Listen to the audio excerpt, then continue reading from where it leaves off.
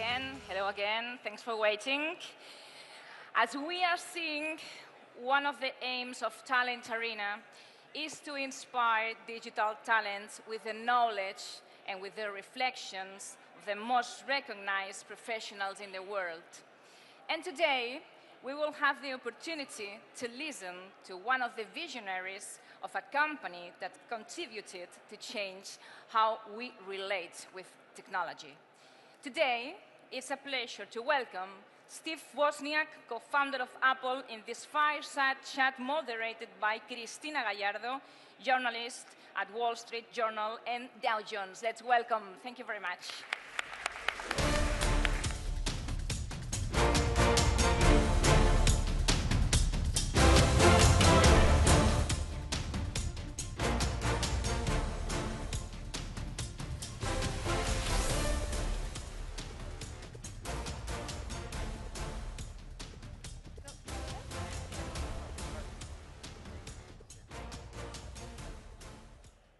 Hello, everyone. Welcome. My name is Cristina Gallardo, and I'm a business reporter for Dow Jones and the Wall Street Journal. And it is my absolute honor to welcome a true icon of innovation to the stage today, Steve Wozniak, an engineer, an inventor, a philanthropist, and the co-founder of Apple with Steve Jobs. And the two of them co-founded Apple thanks to these Steve's creations, the Apple I and Apple II computer, which kick-started the personal computing revolution. So today we have a very rare opportunity to hear directly from Steve on his career achievements, on his thoughts about technology, past and future. So I'm really looking forward to this conversation. But before I start today, let me warn you that there will be a short Q&A session at the end. So please start thinking about what you might want to ask Steve when the time comes. So Steve, welcome. Thank you for crossing the Atlantic to be with us here today. Great to be here. What an entrance. We had a big parade. You're one of the most widely known figures in the history of modern computing. But I would like to start perhaps with a couple of anecdotes or facts about your life that perhaps you think are not so publicly well known. Oh, sure. Well, when I was very young, I excelled in mathematics. And that leads to an awful lot of other things. So I would get math awards in my schools. And my father was an electrical engineer. So I started learning electronics at a very early age. Like at 9 years old, I was building incredible science fair projects with hundreds of parts. And I knew all the formulas for the old electronics, the old days before digital. And my father, never put his values on me. Said, this is what you have to do in life. This is what you have to study. I admired what he did, so I wanted to be an engineer like he. But he would express, social and political different spectrums. And I only decided, he never said you should be one way or another. Always let us choose from our own education. And I was very thankful for that. So when I had my own children, I raised them the same way. I did not put my values on them. I let them find them among friends and all like that. Now, around fourth grade, they tested our IQ. And mine was over 200, but my parents never told me. Oh, wow. I am so thankful that they never told me. I just wanted to be normal, in the middle, like other kids. I didn't want to skip grades in school. And I became very shy at a certain age, and the shyness is probably why I'm here today. When I became shy, I don't like to deal with other people. I don't like to get in conflicts, arguments, or anything. And I just want to be quiet. And in my own time, I don't want to study the things everyone else is studying, because then you'll learn the same things a million people learn. And I decided it was try to go off and find things nobody else is doing. Back in those days, computers was a farther out word than rocket scientist. And there were no books on how to make a computer. What made them? And I found a little journal here and there and learned about ones and zeros and binary, and I learned about other storage mechanisms. And I started playing on paper with a pencil on paper, designing computers and computer-like things in my spare time, largely for science fairs, which are not a school project. I had no friends that did it with me, no parents, no teachers doing this with me. I would just go in my bedroom and work on it with a pencil and paper, trying to teach myself, how would you design a computer out of the lumber of the day, the simple chips that existed back then. And actually by 10 years old, I got a ham radio license. Back in those old days, if there was a disaster in the world, like a hurricane or tornado or something, an island might get shut down, and the only communication would be ham radio operators sending messages both by speech and by Morse code keys, telegraph keys. And I read a book where the heroes were ham radio operators, and I said, oh my gosh, you cannot get a driver's license at 10 years old, but you can get a ham radio license. So I studied a lot of stuff, a lot of mathematical formulas, a lot of rules and regulations, and got my ham radio license at 10 years old. And I was proud of that. My parents bought me, it must have cost $1,000 or more of today's dollars. They bought me a receiver for that much and a transmitter for that much. They came as a box full of parts and instructions how to hook them together with soldering irons and tools and pliers and winding coils, and I made my own ham radio. So I was a builder. That was very, very important. Not just learning to be an engineer is one thing, but when you're a builder also, you make complete finished solutions. That's something that was so important in my life, much more than I realized it, but nobody else had.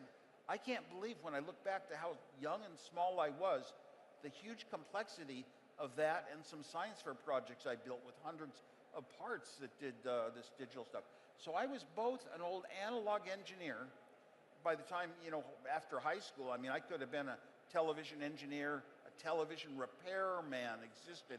They had repair shops back in those days. I understood the old analog television, but now I also understood digital enough to design my own computers. And when I graduated high school, I didn't know that engineers designed computers. I thought engineers only made radios and televisions, the old analog stuff, radar, and that kind of stuff. And I was going to be an engineer, but I had no idea that this thing that I loved so much, trying to teach myself how to design full computers, would be worth something. I just followed it because it was in my heart. It was my passion. And eventually, at the end of high school, I would get manuals for all the mini computers coming out. These were boxes about so big with switches for ones and zeros, lights for ones and zeros. And I would get all the manuals for Hewlett-Packard ones, Digital Equipment, Varian Corporation, IBM, and a lot of other companies, Data General. I told my dad before the end of high school, I told him I am going to have my own Data General 4K Nova computer. 4K was the minimum you needed to type programs in. My dad said it costs as much as a house. I said, I'll live in an apartment. I was going to have my own computer. It was a core value inside of me. I was going to have my own computer before I even had a house. And so that was, I kept watching every step of the way when I discovered getting closer and closer to building a computer I could afford. And there were a lot of great steps along the way. For example, with computers in those days, I could design on a piece of paper what little chips would make the processor. Today, you just buy a microprocessor chip. But I had all the chips that added up and built a processor, and I would design that. But the input, I could never afford input and output. Oh my gosh, the huge teletypes like you see in the movies in the military. Those teletypes cost, multiple cars to buy. that was going to be the hard part. I started thinking about, oh, could I use an oscilloscope and draw pictures on it? Oscilloscope is a digital equipment, but it's sort of a TV screen. And then one day I saw Pong, the game Pong. I loved video games. I loved arcade games. Atari was starting the arcade game industry. And I said, oh my gosh, a television can be your output device. And I knew everything about television. I could design all these chips that would put little dots on a screen to be balls and paddles. And I built up a little Pong game. Then eventually I designed a game called Breakout for Atari. So I love these games. And while I was down at Atari with no sleep for 4 days and nights, no sleep, I thought, wouldn't it be great if these arcade games someday were color? And my head started popping around to the old analog method of color with $5,000 worth of parts and long design with all these feedback loops and differential calculus. And for some reason, my head said, wait a minute, what if I took a digital number, ones and zeros, from my computer memory and put it on the wire into the TV? And I realized that every TV would think it was color. And I don't mind violating the rules, going outside the box. There were no rules in all the mathematics of color TV that it should have worked, but it's the reason Apple's color first logo was 6 colors. But that was, so I was following this step and getting closer and closer to the computers. The ARPANET came along. Today we have the internet. How many devices are in the internet? 6, 10, 20, trillion? Okay, back then, the ARPANET started it. 6 computers were linked up to each other. 6 computers across the United States. And I wanted anything I saw or heard about, I wanted to be a part of and explore it. And I went and I designed a little terminal where I could type on a keyboard that cost hundreds of today's dollars back then. And my TV was free because I owned it. And I set it up so I could type to a computer across the country, or UCLA, UC Santa Barbara. There were 6 computers. I could go in and read files and run programs and things. And that was one step closer to the real computers I developed. Then it came a club of people that believed someday we were going to own computer technologies. People were going to afford computers. And look how much computer technology can do once we have it ourselves. Back then, it was only huge companies or the military that could afford the big computers. And I'd always wanted one myself. So this club attracted me, and I figured out the formula the first night of that club of, you know, a couple hundred people talking about, wow, we're going to communicate so well fast when we have computers, and we're going to educate better, and the geek is going to be important. And I designed my computer, never raised a hand in the club meeting, never talked, but after the main part of the meeting, I would set up my TV and keyboard and start typing, and I'd put my own computer there with a microprocessor as the brains and the right kind of memory that was 1/4 the cost of what everyone else was trying, because it was the right kind. You just needed to be an engineer to do it. And oh my gosh, I'd be typing on a keyboard and it'd pop up on a TV screen. And every computer before that day had a big front panel, middle panel with all these holes and switches and lights for ones and zeros. I had built that computer 5 years before. On my own. I designed and built it and got the parts. So I didn't want to do that. I wanted something that was more human. Type on a keyboard like a typewriter, type and see the results, see the answers come out. And every computer before this period had a big front panel with ugly switches and lights that was geeky. Every computer since I showed that one off at the club has had a keyboard and a video display. And I was sort of a hero in the club, and I passed out my designs for free, public domain, no copyright notices, nothing. There was no industry yet anyway, and pass it out to all the people that wanted to create this big revolution in computers in the hands of individuals. And so I was giving it out, and then unlike the movie with Ashton Kutcher, where Steve Jobs comes and finds me in a basement and hauls me down to a club, he'd never been to the club. I'd been there every day since the first day it started. I took him to show them the excitement. Let me ask you another question, because the Apple II computer remained Apple's main source of income for over a decade. Decades later, Apple is still with us. It's a massive company. Would you say Apple remains a tech disruptor nowadays? I didn't hear the question right. Would you say Apple remains a tech disruptor nowadays? Ouch. I don't know what the question is. Tech disruptor. Is Apple still disrupting technology nowadays? I don't know, I can go back to the Apple II computer. And the Apple II computer was really the big start for Apple. It was so far ahead of anything else because it was the first time ever arcade games were color. Even though it was a computer, it was the first time ever arcade games were software. That meant that a 9-year-old kid in the language BASIC could make blue and green dots move on a screen and create a game in one night. Before that, it was 100 chips with 1,000 wires, engineer working for maybe a man-year to get together a new game prototype. This was a huge change in gaming as well as computing. And that one computer was so advanced, it helped us. We had an investor that believed in us, Mike Markula, donated the money, and he was the adult in the room. Steve and I were in our young 20s. We had no money in a bank account. We had no business experience. Mike Markula told us who you have to hire, what positions and what their roles and responsibilities were to have a company.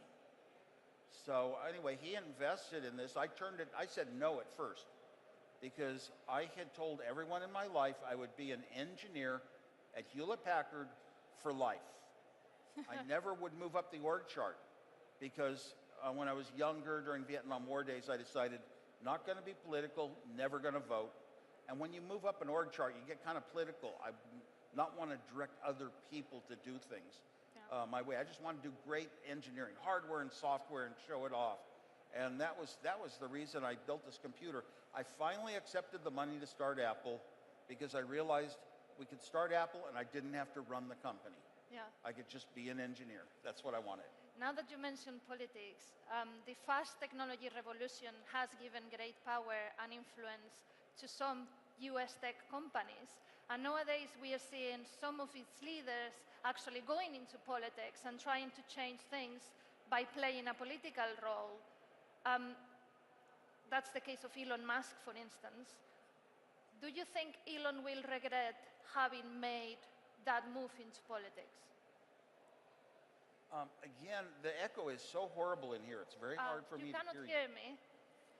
Yeah? I'm asking you, this is getting intimate. I'm asking you about political moves, so entrepreneurs going into politics, such as Elon Musk.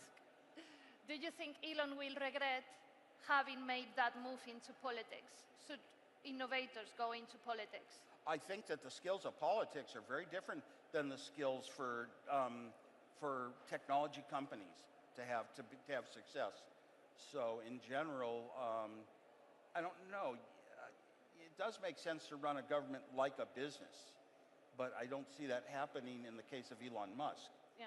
I mean, when you run a business, you look around and you look for a consensus and a sharing, and you know, if half your employees feel one way and half the other way, you negotiate, you compromise, or you take one bit at a time. If you're looking to be efficient, one item at a time that maybe we can manufacture a different way or get a different part from somewhere else, but you don't just say everything is out and start fresh. So I don't like what's going on in that regard.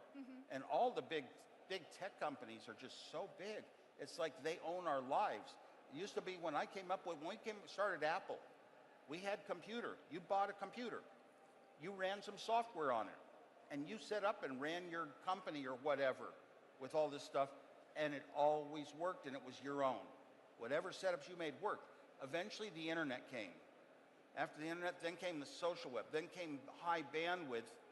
And nowadays, you have to subscribe to everything. And then once you've subscribed, you don't own it.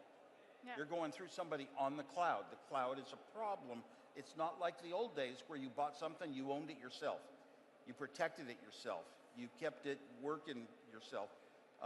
Nowadays, you have to trust that every upgrade, I almost think, oh my God, sometimes so often they're downgrades, it seems. And it's something that used to be easy is now hard or worse. So,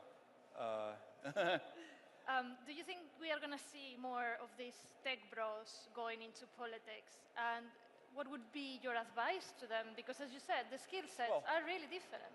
Technology companies are huge, and if they're that huge and worth that much money, they have to have some political involvement. They've always hired, I'm so non-political. It's the guys that go to lunch with all the congressmen and push ideas on them. Yeah. I mean, we've always had that. So there's some involvement. There's got to be some involvement, but actually taking direct roles, oversight of it, just because they've made it big in technology, I don't like that at all from what I'm seeing. Okay. I would also like to ask you about AI safety, artificial intelligence safety, because I know that your thoughts on that have evolved throughout the years. So I wonder whether you feel more worried or more relaxed nowadays after the advent of AI chatbots like ChatGPT or any of the others. Are you worried about AI safety? AI safety. Well, everybody notices AI has certain problems, so you should at least be aware of it. Everybody says AI should be regulated, but they just throw it out as a word because they're making AI. And I've said for years now how it should be regulated.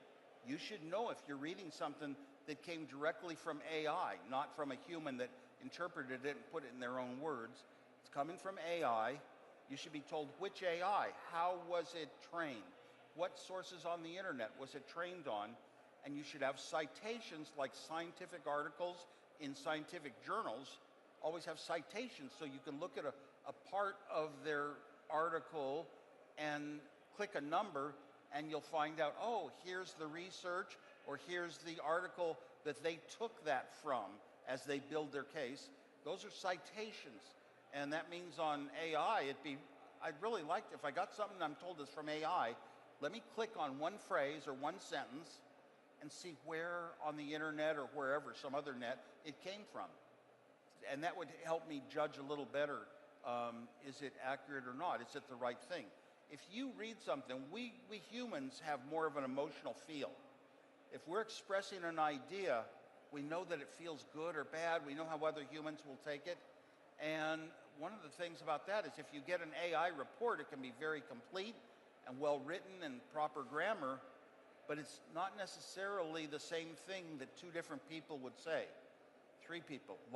There are a lot of subjectivity and people are different, and trying to condense it all down and saying there's only one answer here. There's only one type of rule. I don't like that. I like more of a sharing, everybody's putting their own ideas into things. Mm-hmm. So that's a problem to be aware of. Now, one of the things is if you just pass AI results on as your own, you lose the ability to think critically and to decide things yourself. And it just becomes an easy escape. Just like, look, I used to be able to add numbers in my head, and now I have to go, hey, Siri, or somebody, what is 5 plus 7? So, you get used to it, very much. AI is going to be very helpful.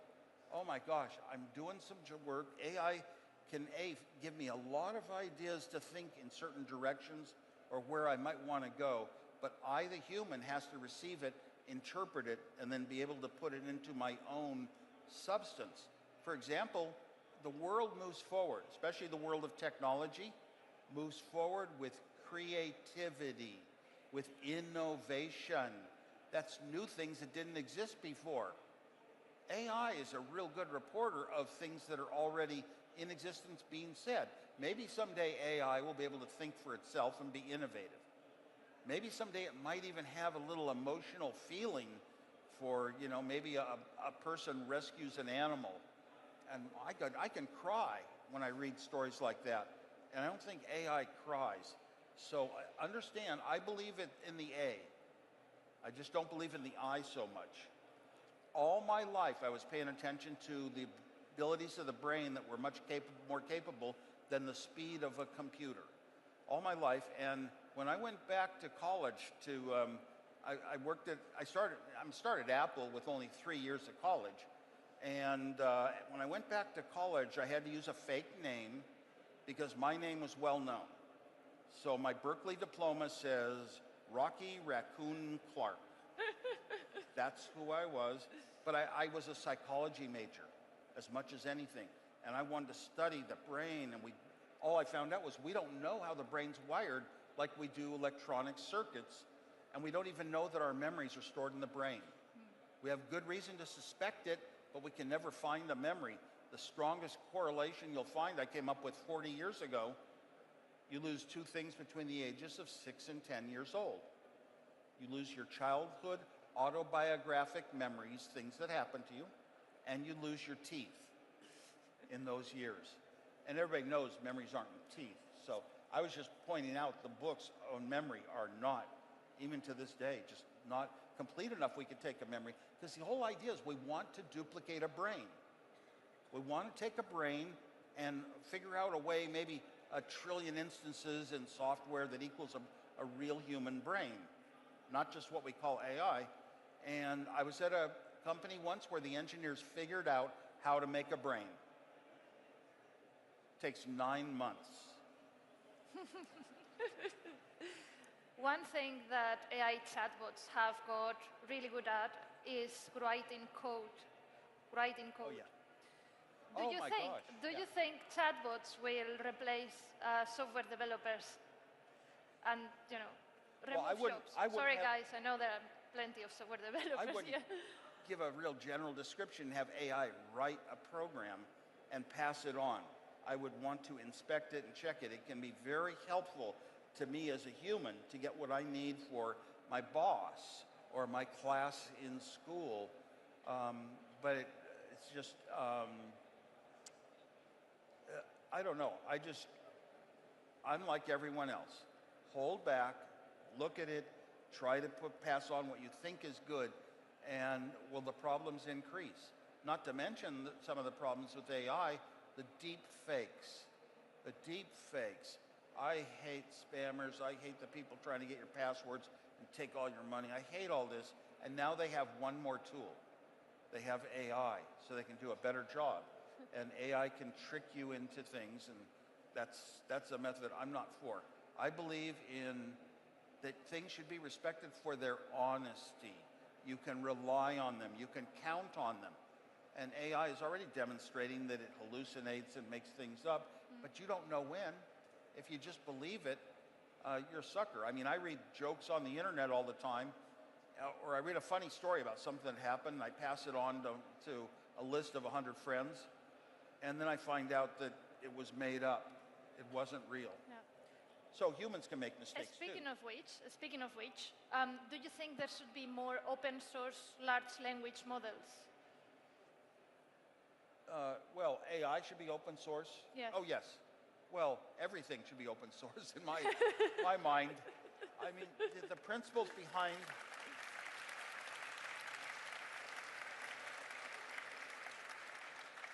By the way, I'm one of the founders of the EFF, and those of you know what it's about. It's very much into privacy concerns, civil rights, and open source. But open source is just the ability to go back, improve things, take somebody else's knowledge and improve on it, find a bug in it, fix things. It's just, why keep it hidden? You're trying to keep a hidden advantage, so if you're lucky enough to be in the key position like a big company is, then other people can't intrude maybe, patents and all that. I don't know. I believe in the right to repair.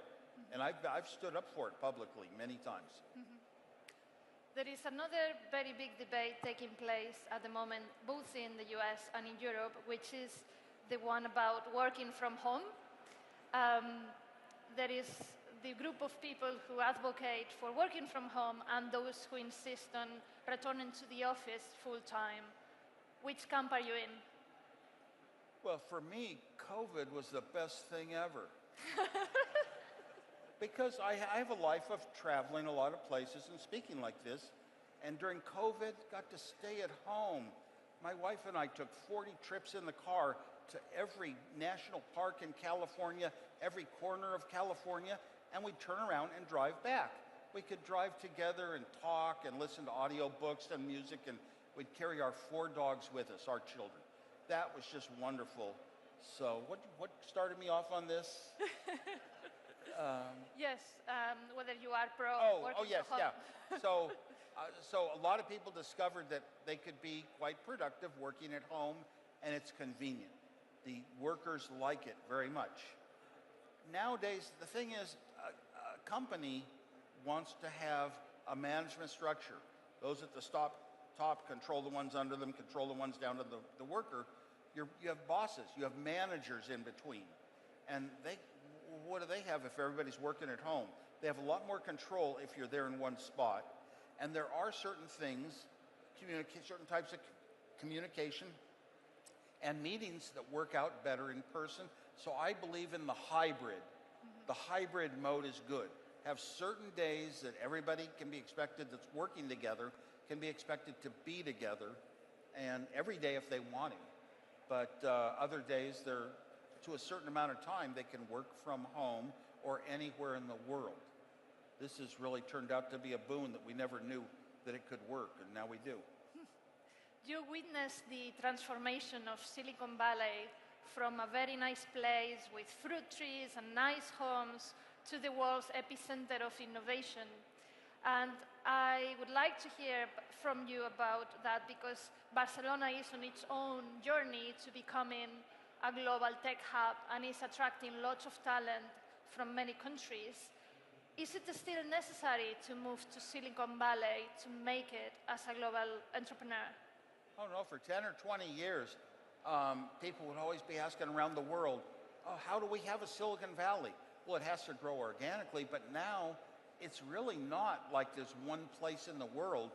The formula is there. People that have good ideas, start new companies, are innovative, and it's popping up in about at least a dozen places in the United States are popping up. High technology levels, about the same number of people working in technology as in Silicon Valley. And I don't think Silicon Valley is all that much necessary for anything new and dramatic in the world. It'll change the world. The next Uber doesn't have to come from Silicon Valley. And I like things to be shared. People have brains everywhere in the world. I like everywhere I go in the world for those people to be able to create their own innovations that are so good, that become very world famous and all that. And that's how I grew up. When I was designing stuff, I was designing what I felt like doing. I was an independent innovator, independent inventor, not really an engineer, an inventor. And I want to leave room for those inventors around the world to this day. So I'm glad to see this idea of just Silicon Valley dispersing and other people learning from us. And who knows? Who knows where it goes from here? But I expect look at the interest here in Barcelona, and so much development occurs here. People want to do it, and the wanting is more important than the knowledge. When I was a teacher for a long time, when I taught, the teacher always teaches correct knowledge.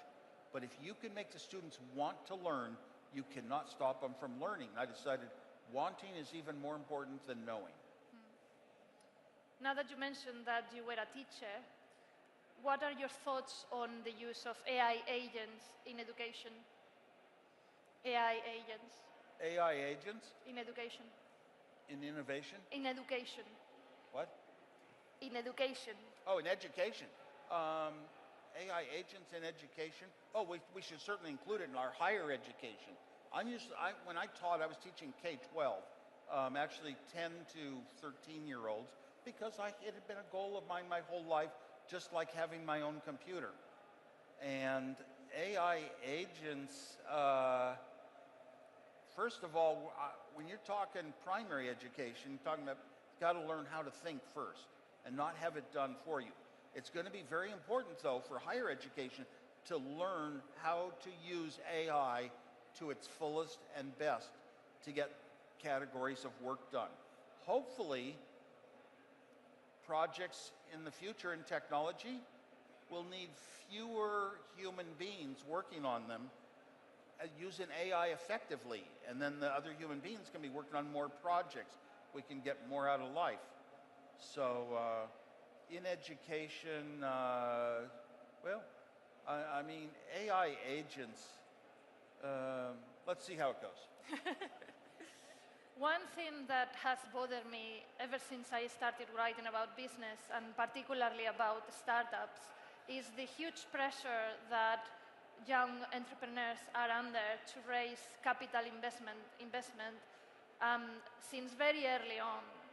And I wonder whether, had you been under that type of pressure, were you be able to develop the Apple II computer? Okay, young entrepreneurial-minded people. Oh, I want to have my own company someday. I have ideas, I have good thinking. Well, first of all, if you're going to start something, you better not just start what AI says.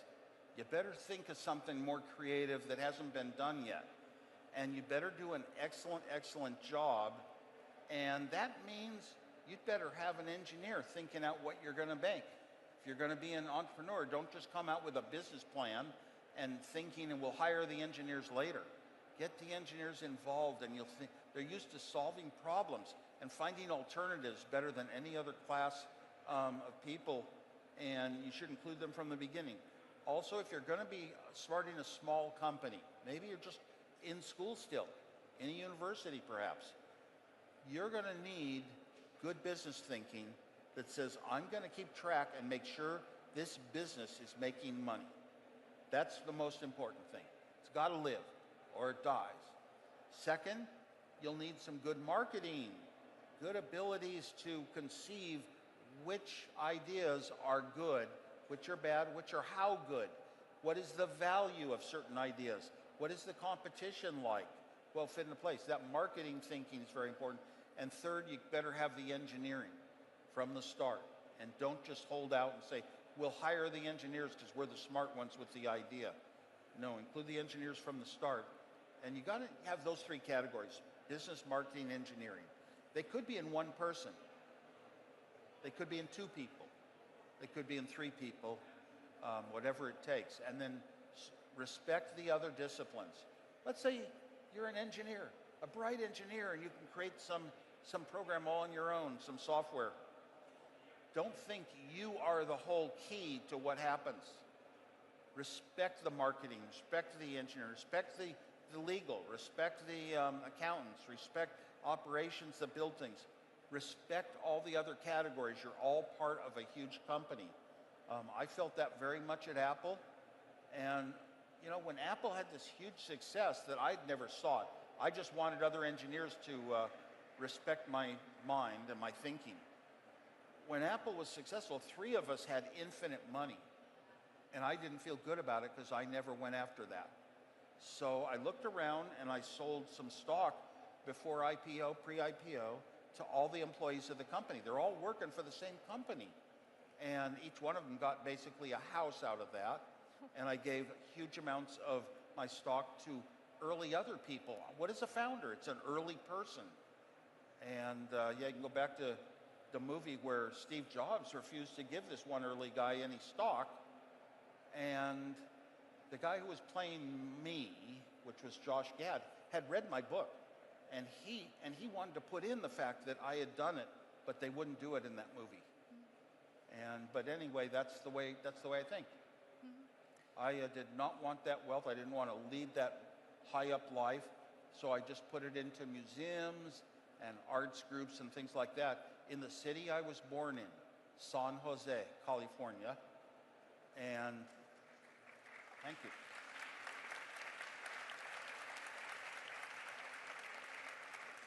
And the city of San Jose named a street after me, Woz Way.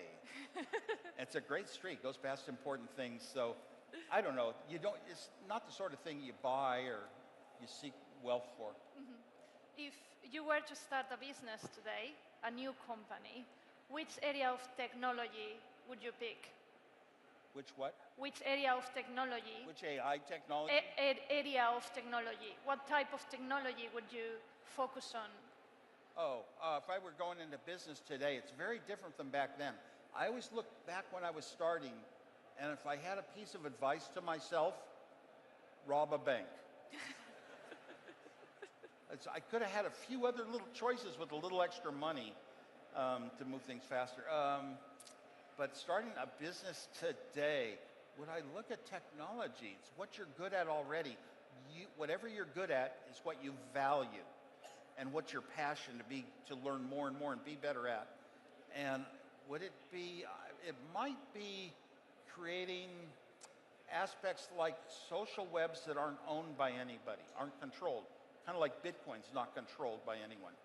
And it's just all the different people running their software work out all the details and friendships and all that, and works just as well as, say, Facebook.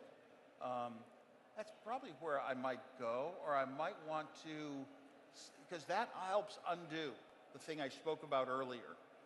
The companies control you. You buy a car maybe, and it's all set up working nicely, and then they have an update. Everything moved, and your hands used to learn where to go. Even on a phone, your hands learn where to go. In the update, why did they change it so much? It was fine. And maybe I'd want to find a way around that a little bit. Back to some of the older principles. You buy something, you own it, you set it up, nobody changes it on you. You know, even to this day, I want to own my own things. Every time I hear songs that I want to get, which is, you know, I love to go to concerts with my wife, dozens a year. But when I hear a song I want, I will still go online and purchase it for money. Yeah. And then I can share that song with my family or my wife. But I don't like to just stream it and say, oh, I'm just on a streaming service. And no, I have my list of songs that I bought because I like them and I know what they are. Yeah. After you developed the Apple II computer, you didn't stop innovating because you came up with the universal remote controller in the late 80s, which you commercialized through a brand new company called Cloud9. Let me ask you a question. Was it harder to come up with the product and sell it outside an established company such as Apple? Did the experience feel different? Okay. Well, the Apple II computer involved an awful lot of projects right away to connect it to printers, newer kinds of printers. The floppy disk was an incredible design, so you could run a program. I did one for European, the PAL television system. It was one of the favorite jobs of my life, and I did one for the Air Apple that talked from right to left, and certain letters caused it to add ones at the end of a word. That was a weird one. But I loved all those projects. Now, and we were getting into, what were we after? What was your end? The universal remote controller and Cloud9. Oh, the remote control. Yes, of course. I'm sitting around Apple. Well, I had an unusual situation in my home. In some of the early Apple days, Apple had made it, but everybody had a remote control for their television and a remote control for their VCR. And I had a Laserdisc. Not many people in the United States bought Laserdiscs, but that was another remote control. And I loved my Laserdisc. And then there was no satellite TV yet, but I built one of those big, huge dishes in my yard, pointed it up, and I bought a receiver that could aim the TV and pinpoint a channel from a guy in Canada with another remote control. No hi-fi, only one hi-fi in the world had a remote control. It just happened to be the hi-fi I had, a Bang & Olufsen in those days. 5 remotes. And I said, why don't you just make them into one? And so I didn't leave Apple. They say I left Apple. I did go off on the side to do this little company, a startup company, to build the universal remote control.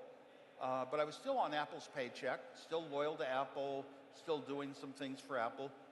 And the control that I dreamed of was like a computer in your hand. It was like an Apple II in your hand and assigning codes to buttons that would operate your equipment. But what it would do is you could take a remote control for your TV and point it at my device, and it would learn the code. It would watch the infrared signals and learn the code. Then you could point one from the satellite receiver and push a few buttons, and it would learn all the codes. And then you could push one button, and it beeps out beep, beep, beep, beep, beep, all the codes from the different devices, and gets to the channel you want. It was a really beautiful device. Loved it. On the way, we even came up with another little side project. You know, sometimes you're working on something and another idea occurs to you. The idea that occurs to us is we've gotten very good at receiving infrared signals, and we've gotten very good at transmitting them at high power, so you didn't have to aim your control precisely. You kind of pointed anywhere. So we made a little tiny device that cost very little, and it clipped onto any remote control and amplified it.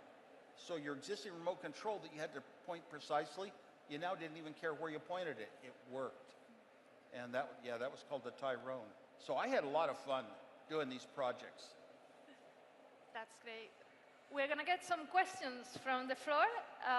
So please raise your hand and let me see if I can find our colleague with the microphone over there. So maybe this woman over here. First one. The woman, sorry. Thank you. Hello? Hi. Hi. It's an honor to see you in person, so thank you for being here. You said that we are trying to mimic the human brain, but really this is the only thing that separates us from machines. So why are we trying to recreate the thing that gives us creativity, and don't you have fears about that? Well, thank you. I don't know if the, first of all, the machines, this idea if a machine replaces a human, you know, I'm glad we're not there yet, and I hope it never happens. But if a company started up across the street from Apple, and instead of humans, they just had computers talking to computers, if it was more economic, economics wins. That's a scary thought, where the humans go. But then, you know, you'd have to have a world where an upper computer that's like the president of the world directs some other computers, who direct other computers like managers, who direct all the equipment that goes around, right down to digging ores out of the earth. Everything on computers, how many hundreds of years or thousands of years would it take to change our total infrastructure?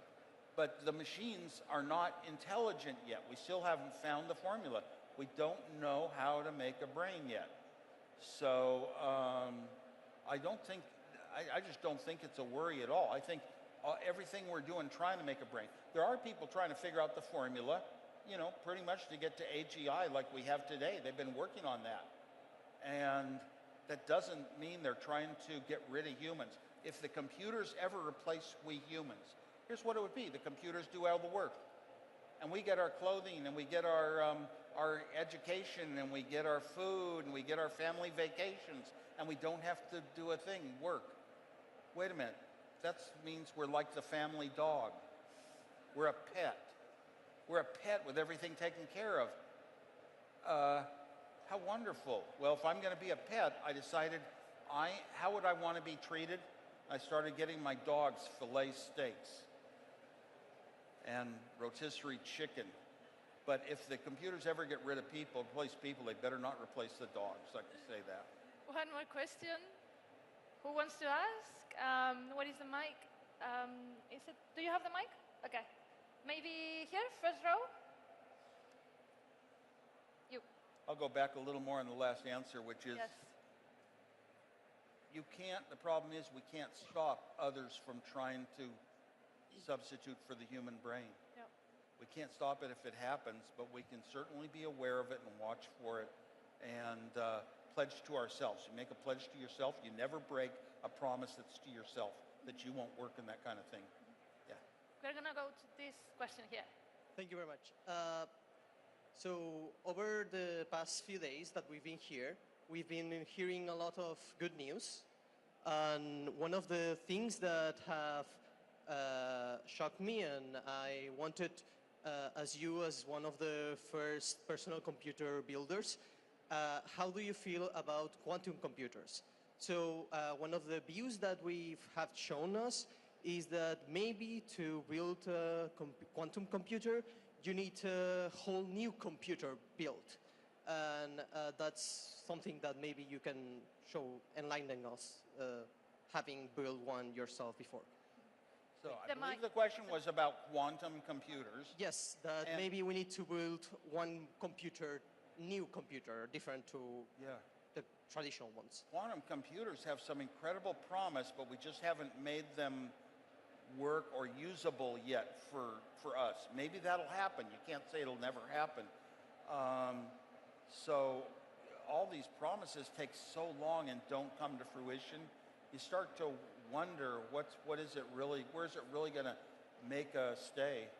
I'm not an expert on quantum computers, but I certainly think that if they, let's say they improve the speed of today's computers, let's say they improve the memory storage, kind of along the lines of the book Singularity, that computers increase their storage exponentially, they increase their processing ability, and they equal the brain by a certain date. And maybe quantum computers can go far beyond where today's electronic computers go. And that is, that's good. Why? Well, we talk about, I mean, it's not really taking over the world too well, but things like the metaverse, where you can turn your head and be in a world, a whole different world, anywhere. But if you want high resolution, the way the eye sees, you know, a little 4K resolution camera, and another 10 times around and 10 times this way, 100 times the resolution of today's high quality video, that's a lot more resolution. We need bandwidth that we need and processing ability in computers. So it might be used for that. An alternative to quantum computing is photonic computing. It may get here someday. It hasn't for all the decades I've watched it, but in photonic computers, okay, you think electrons go through chips. Electricity is what runs the chips that are in your phone. Wait a minute, electrons don't go at the speed of light. It's a wave, an electron wave that's much slower than the speed of light. Photons actually do go at the speed of light, so what if we could make logic elements in computers that make decisions and or decisions, just like a light switch. That's all today's computers are based on that. And or, and it has inversion, like a blue light comes in, red light comes out, red light comes in, blue light comes out, whatever your modulation scheme is. And you need amplifiers too along the way. We're so close to having all those things makeable onto a chip. And that would speed chips up hugely as well. So I hope something comes that gives us more in our lives. It's fun, if nothing else, to watch all the increases and what they make possible. I think we have time for one more question. So let's roll the mic, if I may, let's roll the mic over here so this side has a chance as well to ask. Maybe he, who is very keen, over there, in the middle. Well positioned. It's so full today. Hi. Thank you very much, Mr. Wozniak, for your inspiring words. My question was the following. We have seen in recent years some prominent tech stars like Sam Altman in OpenAI or Arabin Srinivas in Perplexity. Do you envision yourself in this kind of tech stars? I need a repeat of the question. I still get the echo no matter. Yeah. Do you think? We have seen some prominent tech stars like Sam Altman in OpenAI and Arabin Srinivas with Perplexity. And my question was if you kind of reflect yourself in these kind of persons that are rising in the tech ecosystem. If you think of yourself as a tech star in nowadays terms. Oh, I definitely think of myself as a tech star back when it was important. Things had to start somewhere. They had to start somewhere. These days, I'm not a developer. So I'm behind on people that are doing current development. All I develop is just little personal projects on my Raspberry Pi. But I do it for fun, just like I did back then. So thank you. Well, I think that's all the time that we have today. Thank you so much.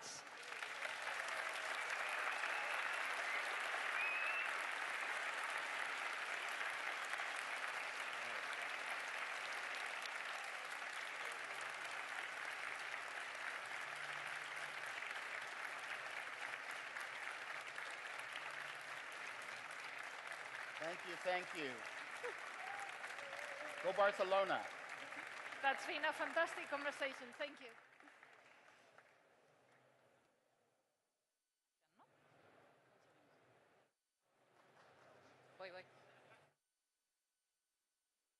Very much for this inspiring session, Mr. Wozniak and Cristina Gallardo. A big pleasure to hear you. Let's take a short break and we will continue in only a few minutes with more inspiring conferences. See you now.